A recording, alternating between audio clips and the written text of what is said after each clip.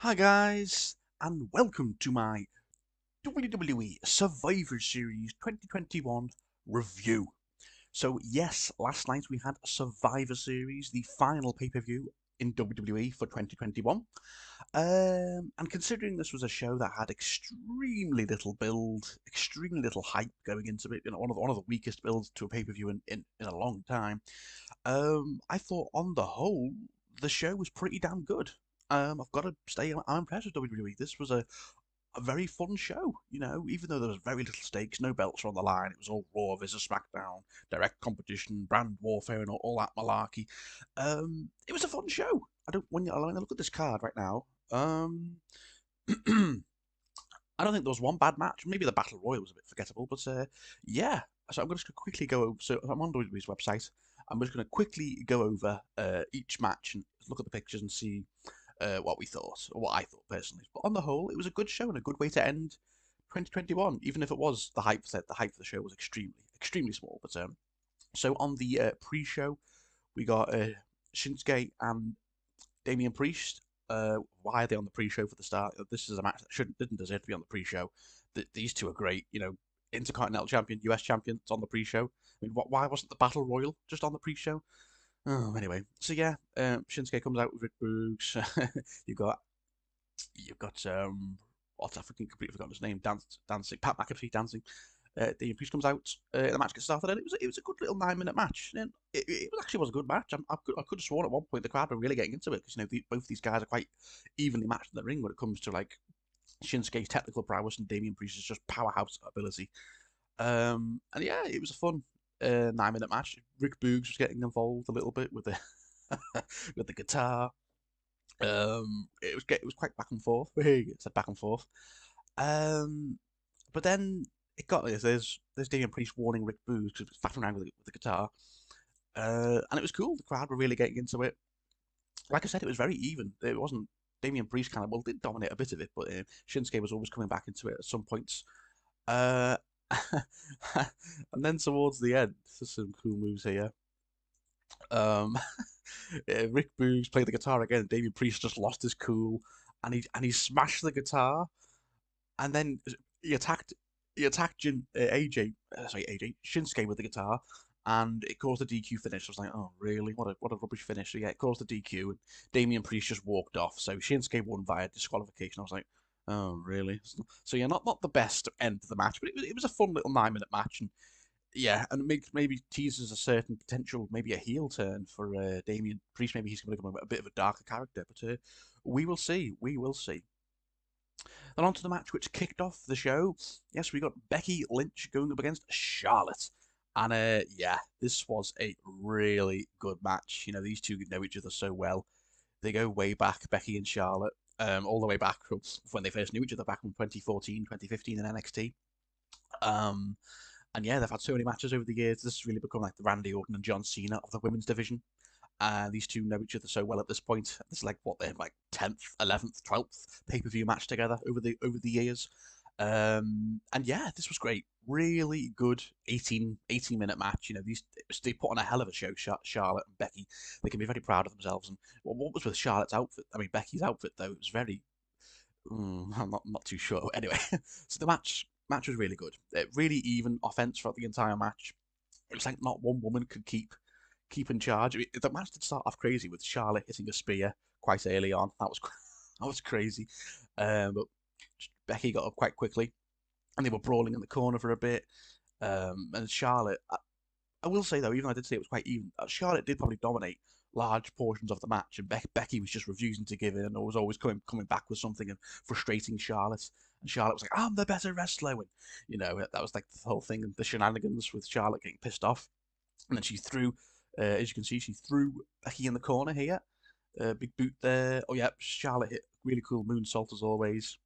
There was a really cool spot where Becky hit like a leg drop onto Charlotte, as you can see there. Charlotte there with a big boot. I'm not sure what move that is. I think that was some sort of modified buster. Um, and then there was a cool spot where Becky hit the figure four, and Charlotte's like, come on, and then Charlotte reversed it. That was a cool submission spot. And then Charlotte went for the disarmer. That was cool to see. It was a really good match, really good match. It was very hotly contested, and then as you can see, Charlotte hit the another moonsault outside the ring, but it barely hit Becky, but it was still really cool. And then at the end of the match, really cheeky finish. Charlotte goes for a cheeky roll up pin while she's holding the ropes. The ref sees it, and the ref pushes, and Becky reverses it, and she holds the ropes while the ref's not looking. 1, 2, 3, and that was a cool finish. She's like, "I've got you, Charlotte, got you." So yeah, that was a cool finish. And Becky's taunting Charlotte, like, "I got you there, didn't I?" And Charlotte was looking all annoyed, like, "For God's sake, why did for God's sake?" So she got caught at her own game trying to cheat, and Becky reversed that on her. So it was a bit of a silly finish. I would have rather have had a pinfall or a submission finish, but fair enough. It makes Becky just keeps Becky looking strong, as this heel character. And yeah, it just Charlotte's face at the end, she couldn't believe it. Yeah, and Becky. Well, I don't believe Becky retains. Becky will look strong as Raw Women's Champion. So yeah, that was currently 1-1, I believe. So yeah, on Raw and SmackDown. Okay, so what was next? Very good match, though. Definitely one of the matches of the night, without a doubt. Becky and Charlotte, they can be very, very proud of themselves. So next up we got was the men's Survivor Series match. Yes, Team Raw and Team SmackDown. So I've said the team names, but Bobby Lashley, Damien, um, Austin Theory, and so forth. But I'm not going to go over the teams because we all know who they were. So yeah, the teams come out. There's all their entrances. There's Team SmackDown with Jeff and Xavier, Happy Corbin. And this is funny. So when the match gets started, Kevin Owens just goes, "Yeah, I'm out of here," and yeah, Kevin Owens just walks off. He doesn't wrestle a move. I don't get what that was about. He just walks off and goes, "Bye, guys." Okay, but it looked like he was screwing Team Raw, but it didn't really come through in the end because Team Raw still won the match. But anyway, yeah, that was just bizarre. But okay, Kevin Owens walked off, and then Drew got involved, beating up Seth here. There's a bit of action with Finn and Sheamus. Let me just see. Okie dokie. Let's look at the eliminations. So yeah, there's a cool spot with Jeff Hardy. So the first elimination, I believe, was Happy Corbin. He got eliminated by Finn Balor with a coup de grace after 7 minutes. There's Drew McIntyre doing a really cool belly to belly suplex. There's Happy Corbin. Jeff doing his thing as always. Jeff was great in this match. Jeff was really good. Um, then the next person to get eliminated was Bobby Lashley and Drew McIntyre via a really stupid count out. Sorry, King Woods got eliminated first, as you can see, by submission here on Xavier. Submission here by Bobby Lashley. And then Drew and Bobby had a bit of a face-off, of course, because they know each other so well. They've had several pay-per-view matches this year, at Hell in a Cell, WrestleMania Backlash, or WrestleMania. They know each other so well. These two, they've had lots of matches this year, big feuds. They got going, and they fought out in the arena for a little bit. And then they both got eliminated, which was stupid, so stupid. So they were fighting, and they both got counted out by the ref. I was like, "Oh, seriously?" Because I was really rooting for Drew to be the sole survivor for SmackDown, but it didn't work out that way. So they both were only in the match for 16 minutes, and they didn't do that much really. So yeah, Bobby and Drew, they kept fighting, and there's Seth going, "Bye, bye, Drew." Drew gave him a Glasgow kiss to say, "Bye, Seth. Shut up, Seth." So yeah, Drew and Bobby were gone. And then there's Finn and Sheamus going at it for a little bit. There's Seth, Austin Theory. Then, so the next elimination, I believe, was Finn Balor. He got eliminated by Sheamus with a really nasty, very nasty bro kick. And there we go. Here's the final four, I believe. Yes, we got so the final four was Sheamus, Austin Theory, Jeff Hardy, and Seth. But 2 for Team Raw, 2 for Team SmackDown. And then here's they're doing the cool 10 slaps. That was cool. The next to get eliminated was Austin Theory with a roll up pinfall. No, sorry, the next to get eliminated, was Sheamus. He got eliminated by Austin Theory. That was funny. Look at Austin Theory's face. He got roll up pinned, and he got pissed off at Jeff, so he attacked Jeff. And then Jeff Hardy with a Swanton bomb eliminated Austin Theory. So the final two was Seth and Jeff. That was a really good. The crowd were really hot for Jeff Hardy. I knew Seth was going to win. There's no way Jeff Hardy was going to pin Seth. And Seth kind of needed the win, even though Jeff looked like he was going to win at one point. He hit the twist of fate. Looked like I think we had to go for the Swanton, but no, Seth countered it, and hit a curb stomp. 1, 2, 3. Seth wins, and Team Raw get the win. So it was a good match. Probably not one of the better Survivor Series matches in recent years, but it was a good match, and I enjoyed it definitely. And Team Raw get the win. Yeah, it was fun. It was 30 minutes, quite a very long match, but it was fun. Probably not one, like I said, not one of the best Survivor Series matches. I was a bit pissed off about how Drew and Lashley got taken out of the match. Like seriously, Kevin Owens just running away at the beginning, like what? But yeah, it was a fun match, definitely a very fun match, and Raw winning 2-1. Yeah. The next up we got was the 25-man Battle Royal. I'm gonna be very quick about this because I think it's probably the weak point of the match. It was The Rock's 25th anniversary, because of course the show was celebrating The Rock's 25th anniversary, and yeah, it was just full of jobbers. Look at all that. Apart from maybe, I don't know, Cesaro, AJ, poor Bobby Roode, man, my goodness, Sami Zayn is full of jobbers and mid carders. Apollo was in it. Shit, Ricochet, yeah, and almost kind of just dominated. I think he got like 10 eliminations into the Street Profits. R-Truth having a pizza. Oh god. Yeah, there's a little thing with Otis. Remember when Otis was a big star last year, like a big up and coming star? Look at him now, Jesus. Yeah, I'm just gonna really skim over this. Honestly, I don't care about this match. I just didn't care. There's AJ. AJ just watched a lot of the match.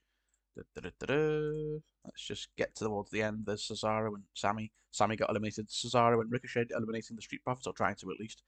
There's Omos, like I said, who just eliminated a lot of people. This bit was funny where Commander Aziz was trying to pull AJ out, and Omos was like, "No, you're staying with me." But no, AJ got taken out. There's Cesaro with an uppercut on Omos to no effect. Omos just dominated the match, and then it was Omos and Ricochet the final two, and yeah, Ricochet had no chance, did he? Ricochet trying to do some offense in, but it didn't work.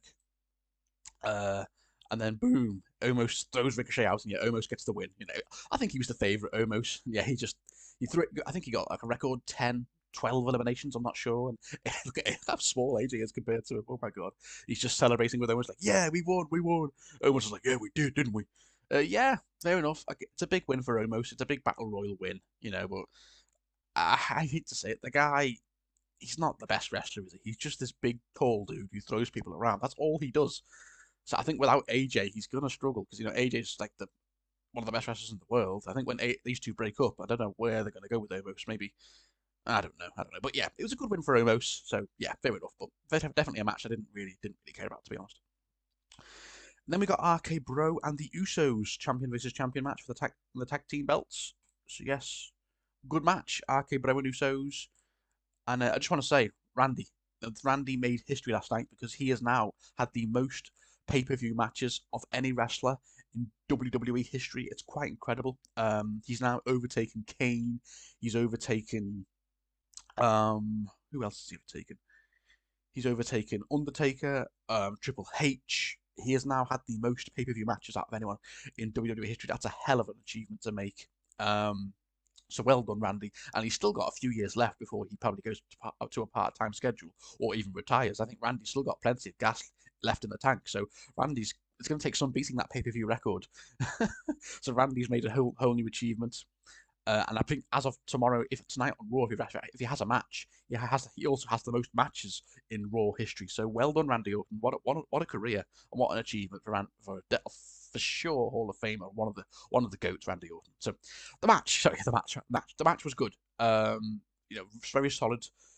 Very solid 14.5 minute match between these two. RK Bro and Usos are very good.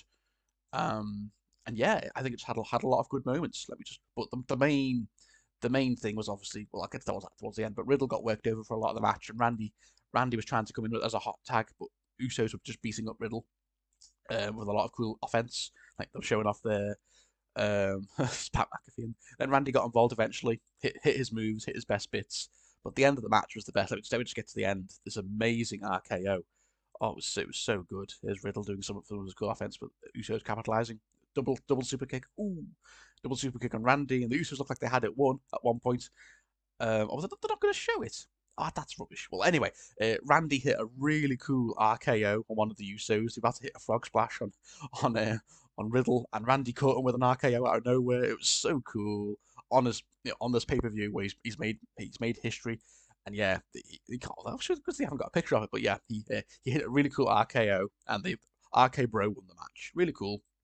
And Randy was so pumped. He was like, yeah, because obviously he's made history, pay-per-view wrestling history, and you know he's just pumped because it was a really cool RKO as well. So well done, RK Bro.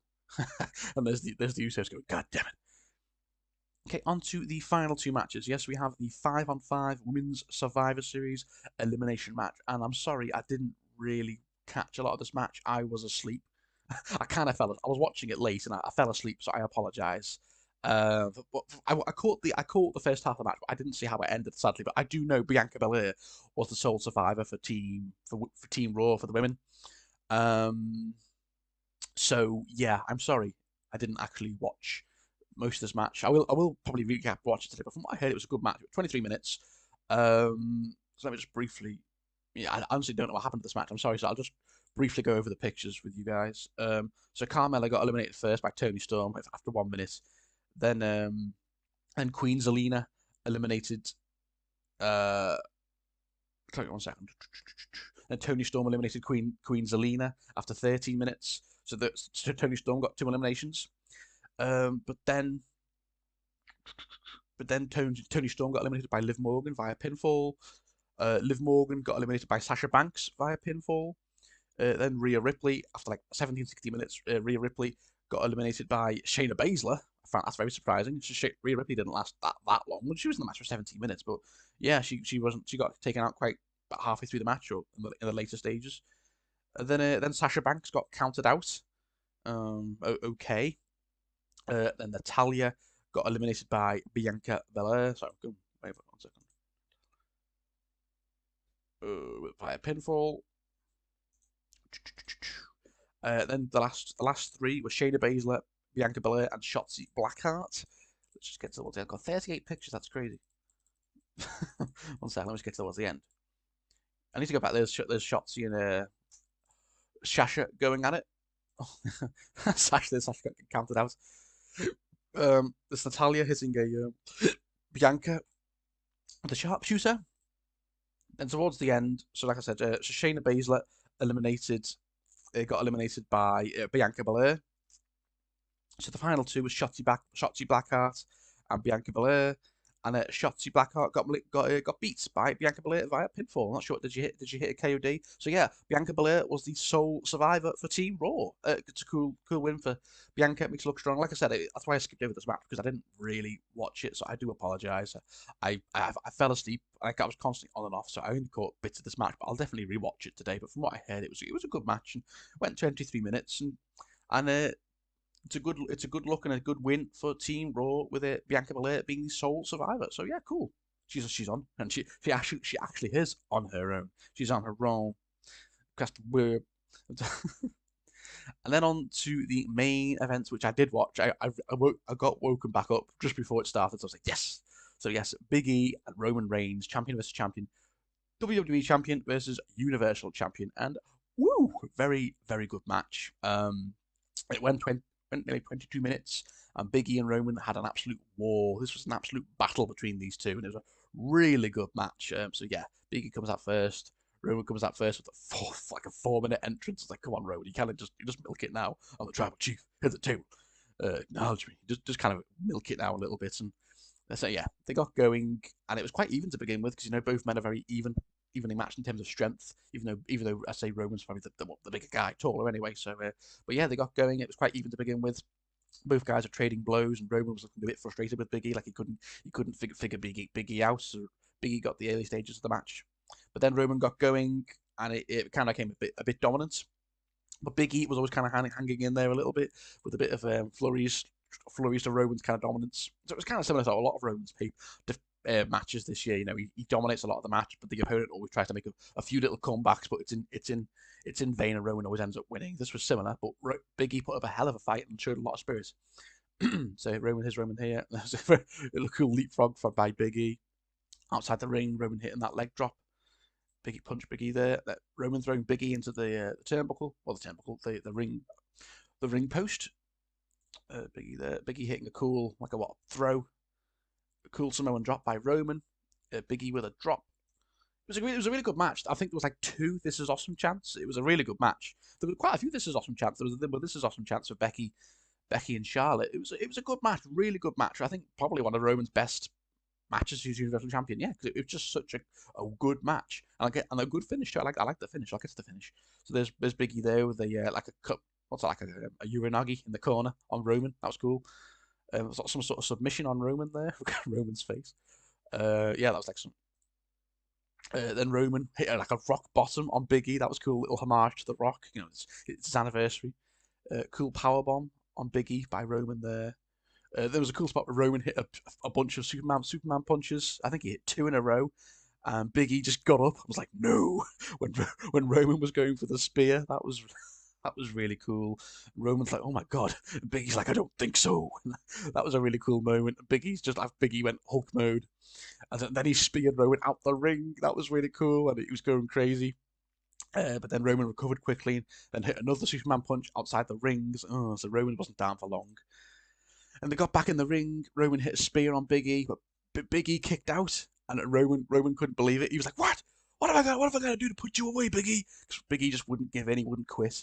So Biggie showed a lot of heart in this match and a lot of proper chip. Well, he is the WWE champion. They got to make him look strong. Kind of similar to Drew and Roman last year. You know, Roman did dominate a lot of that match, but Drew showed a lot of heart and he wouldn't give in. Just like Biggie was refusing to give in, and Roman was getting more and more pissed off. And then towards the end, Roman hit like a guillotine choke outside the ropes, but I think Biggie got out of it. But then he went back in the ring, another guillotine choke, but Biggie refused to give in, and I think he picked up Roman and smashed him on the floor. I was like, no, it's going to take more than a guillotine choke to beat me, Roman. So then Biggie was taunting for a little bit, and he hit a big ending, and Roman kicked out, I believe. Yeah, Roman kicked out the big ending, and yeah.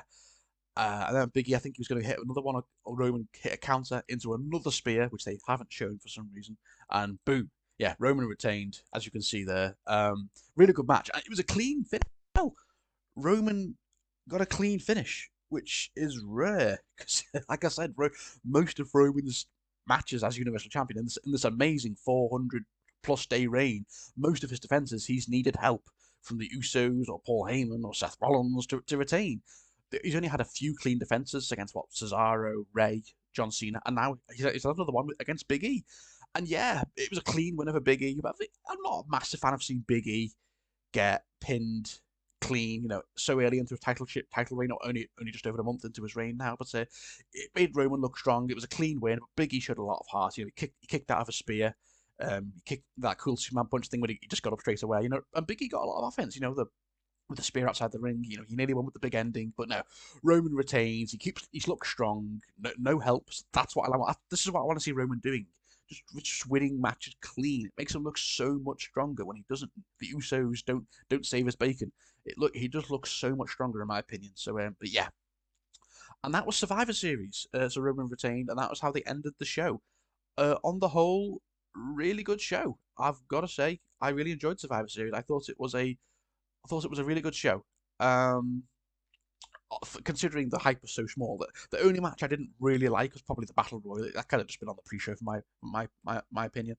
Like I said, I didn't fully watch the Women's Survivor Series match. That's why I was so sporadic covering that match. I only caught bits of it because I kept falling asleep. So, but on the whole, really good show, and I think a really good way to end the year for WWE.